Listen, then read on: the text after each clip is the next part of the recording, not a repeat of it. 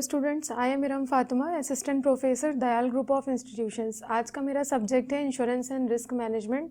इसमें हम टॉपिक पढ़ेंगे principles of contract of insurance. ठीक है, जब भी हम इंश्योरेंस करते हैं तो इंश्योर्ड और इंश्योरर के बीच में क्या होता है, कॉन्ट्रैक्ट होता है। उसके कुछ रूल्स और रेगुलेशंस होते हैं, उनको हमें फॉलो करना पड़ता है।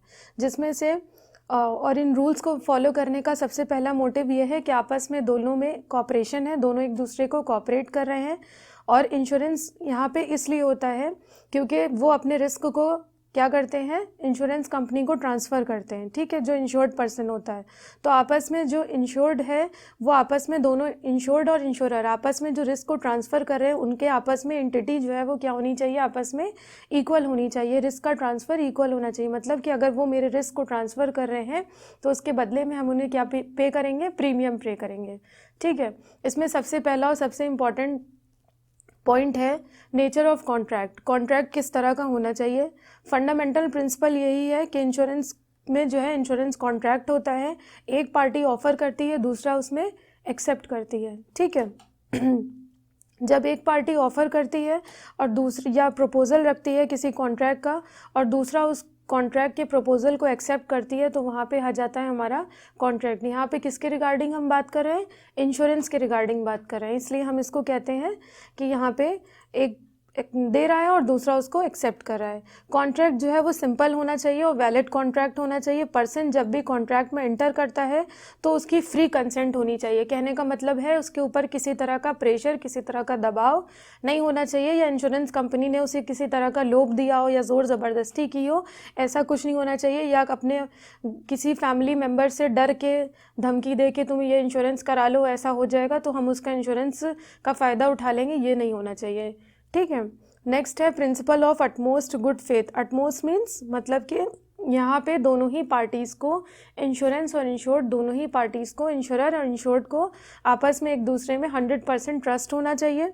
इस कॉन्ट्रैक्ट में यही आता है कि दोनों पार्टीज़ को आपस में एक दूसरे पे ट्रस्ट हो। हम अगर क्लाइंट हैं तो हमारी ये ड्यूटी बनती है कि हम इंश्योर्ड हो रहे हैं इंश्योरेंस से, तो हम अपनी सारी बातें डिस्क्लोज़ कर दें इंश्योरेंस कंपनी को कि हमें कौन सी हेल्थ प्रॉब्लम है, हमारे और क्या फिनेंशियल इश्यूज़ हैं, हम ये इंश्योरेंस क्यों ले रहे हैं, हमारा क्या मकसद है इससे, हम अपना रिस्क क्यों ट्रांसफ़र करना चाहते हैं, और इस तरह की सारी बातें बता देनी चाहिए। क्योंकि अगर हम किसी तरीके का फ्रॉड करते हैं या मिस रिप्रेजेंटेशन करते हैं तो उसके रिज़ल्ट क्या होते हैं, हमारा जो कॉन्ट्रैक्ट हुआ इंश्योरेंस कंपनी के साथ वो कैंसिल हो सकता है। मतलब हमने उन्हें प्रीमियम पे भी किया है, लेकिन अगर कोई झूठ बोला है, कोई फ्रॉड किया है, तो हमारा पॉलिसी जो है वो कैंसिल हो जाएगी।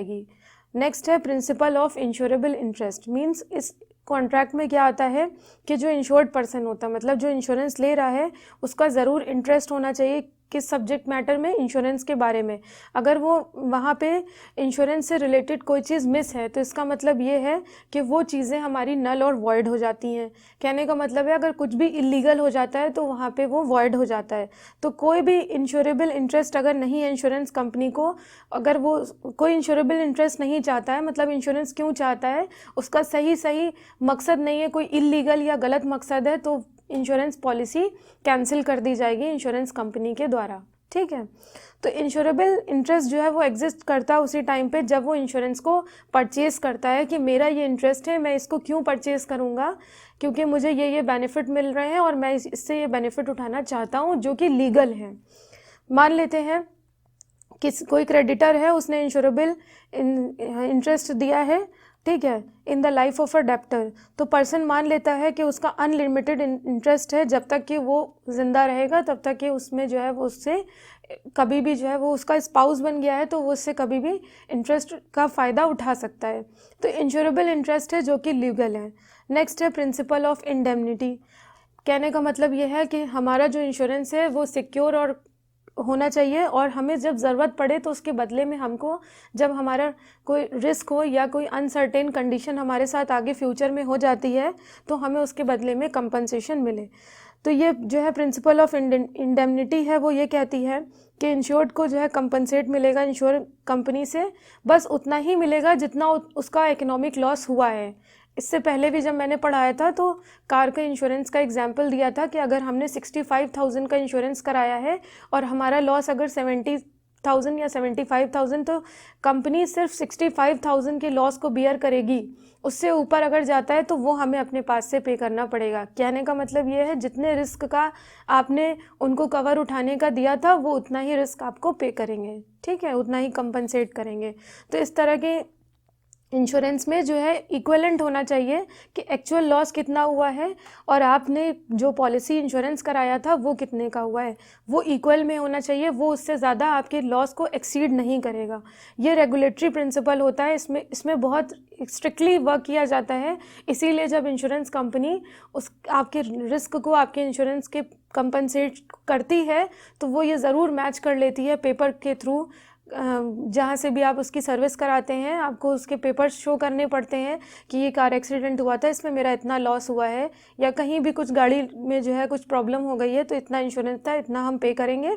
उतना ही आप एक्स्ट्रा हो रहा है, अगर तो कम हो रहा है तो बहुत अच्छी बात है, और अगर ज़्यादा हो रहा है तो कंपनी पे करेगी, ठीक है। 5th पॉइंट है प्रिंसिपल ऑफ सब्रोगेशन। मतलब कि अगर हम रोड पे जा रहे हैं, हमारा एक्सीडेंट हो जाता है किसी थर्ड पर्सन की वजह से, तो वो हमारे लॉस को बियर करेगा, ठीक है।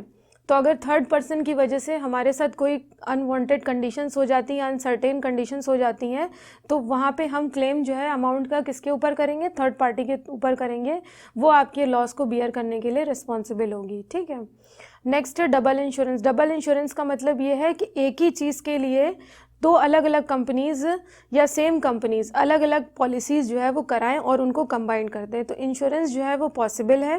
कहने का मतलब ये है, जैसे फायर के लिए है, मरीन के लिए है, या कोई प्रॉपर्टी इंश्योरेंस है, इन सारी चीज़ों के लिए वो उसने कंबाइंड इंश्योरेंस कराया है, तो वहाँ पे हमारा कहलाता है डबल इंश्योरेंस। डबल इंश्योरेंस जो है वो अडॉप्ट किया जाता है कि अगर उसे लगता है कि उसकी, मान लेते हैं बहुत बड़ी फैक्ट्री है, लेकिन अगर उसे डाउट है कि कल को उसमें जो है आग लग जाती है, तो वो फायर का भी कराएगा प्लस अपनी प्रॉपर्टी का भी कराएगा, क्योंकि उसे डाउट है कि मेरा दोनों तरफ से लॉस होने का रिस्क है।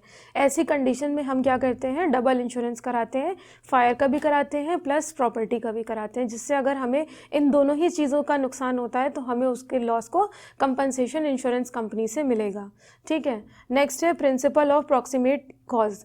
इसका मतलब ये होता है कि अगर किसी चीज़ की वजह से डायरेक्ट कॉज या नियरेस्ट कॉज, मतलब अचानक से इसी चीज़ की वजह से फ़ौरन यही वजह थी, ऐसा हो गया, तो हमें उसकी वजह से कंपनसेशन मिलेगा। ये प्रिंसिपल जो होता है, जब कोई चीज़ कंडीशन ऐसी हो जाती, कभी कभी दो या उससे ज़्यादा कॉज की वजह से आपका लॉस हो गया हो, ठीक है। इसी वजह से हम डबल इंश्योरेंस भी करते हैं। जो फैक्ट्री का एग्जांपल दिया, हो सकता है कि आग लगने की वजह से वहाँ पे सिलेंडर भी ब्लास्ट कर सकते हैं, तो दोनों ही कंडीशन हो गई, फायर भी और ब्लास्ट भी हो सकता है, शॉर्ट सर्किट भी हो जाए। तो ये कई सारी कंडीशंस की वजह से जब हमारा लॉस होता है तो उससे हमें जो कंपनसेशन मिलता है उसे हम कहते हैं प्रिंसिपल ऑफ प्रॉक्सिमेट कॉज, ठीक है। ये कई सारे सीरीज़ ऑफ डैमेज या लॉस होते हैं तो वहाँ पे एप्लीकेबल होता है। तो ये 7 प्रिंसिपल्स हैं कॉन्ट्रैक्ट ऑफ इंश्योरेंस के, बहुत इंपॉर्टेंट है एग्जाम पॉइंट ऑफ व्यू से। एक बार आप लोग इसको जो है रिवाइज कर लिएगा। Thank you so much.